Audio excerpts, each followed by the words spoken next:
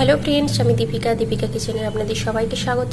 আজ আমি আপনাদের আলুর পরোটা বানিয়ে দেখাবো। এটা বেলা মাখানোর ঝামেলা থাকবে না, খুব তাড়াতাড়ি হয়ে যাবে, চটজলদি। বাচ্চা থেকে বড় সবাইয়ের জন্য বানাতে পারবেন। আর আমি কীভাবে বানাচ্ছি চলুন দেখিয়ে দিই। আর যারা আমার চ্যানেলটা প্রথম দেখছেন অবশ্যই সাবস্ক্রাইব করে পাশে থাকবেন। চলুন তাহলে দেখিয়ে দিই আমি কীভাবে বানাচ্ছি। আর অবশ্যই যদি ভালো লাগে কমেন্ট করে জানাতে ভুলবেন না। চলুন।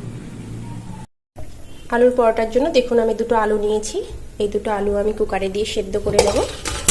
আমি দুটো সিটি দেবো, 3টে সিটি দিয়ে সেদ্ধ করে নেব। এখন আমি আলুটা সেদ্ধ করে এভাবে ম্যাশ করে নিয়েছি খুব ভালো করে। এবার আমি একটা পাত্র দিয়েছি, এতে দিয়ে দেবো 2 কাপ আটা। আমি 2 কাপ মতো আটা দিয়ে দেব। আপনারা যেরকম বানাবেন সেই মতো দেবেন।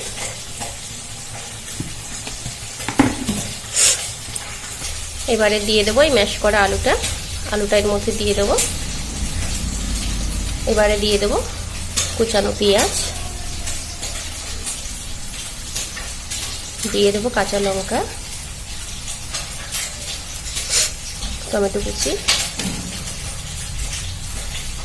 দিয়ে দেবো ধনেপাতা। আর এখানে আমি রেখেছি আর দিয়ে দেবো পরিমাণ মতো নুন। আর রেখেছি জিরে গুঁড়ো, অল্প একটু গরম মশলা আর হলুদ গুঁড়ো আমি এর সঙ্গে দিয়ে দেবো। এবার এটা খুব ভালো করে মেখে নিতে হবে অল্প অল্প জল দিয়ে।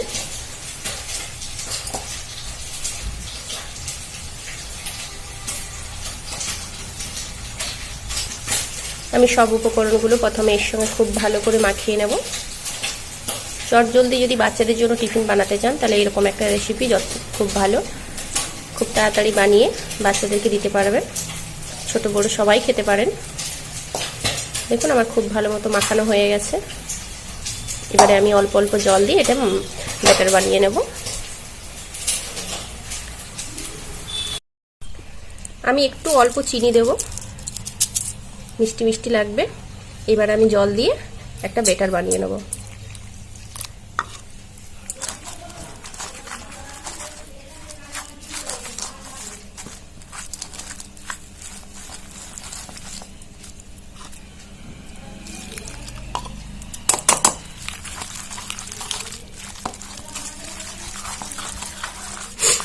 ব্যাটারটা একটু পাতলা হবে,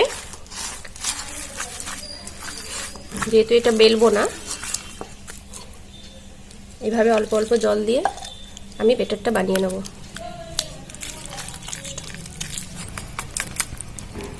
দেখুন ব্যাটারটা আমার রেডি হয়ে গেছে। ঠিক এরকম একটু পাতলা বানাতে হবে। এবারে চলুন আমি এটা ভেজে নিই।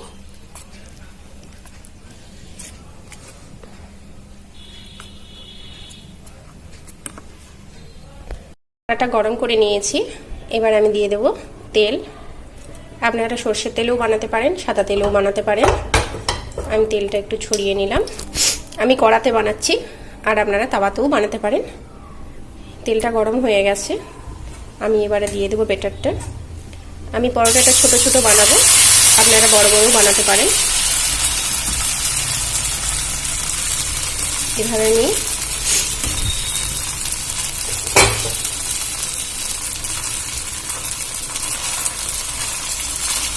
যেহেতু আমি বাচ্চার টিফিনে দেবো তাই খুব বেশি বড় করছি না, আমি ছোট করে নিচ্ছি। আপনারা বড়ও বানাতে পারেন।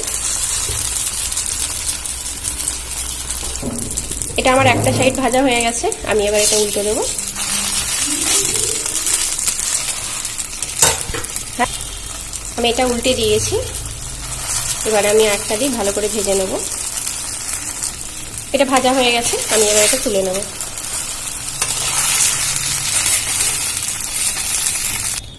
আমি একইভাবে আরো একটা দিয়ে দেব।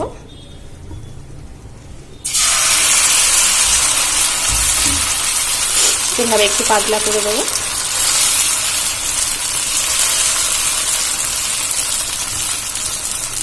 আমি একইভাবে বাকিগুলো ভেজে নেব। দেখুন এটাও আমার ভাজা হয়ে গেছে, আমি তুলে নেব। আমার দেখুন সমস্ত পরোটাগুলো ভাজা হয়ে গেছে, আর আমি ছোট বড় করে ভেজে নিয়েছি। আপনাদের যেমন সাইজের ভাজা সেরকম ভাজবেন। আর আমার রেসিপিটা যদি ভালো লাগে প্লিজ লাইক কমেন্ট করে দেবেন আর পাশে থাকবেন। নমস্কার।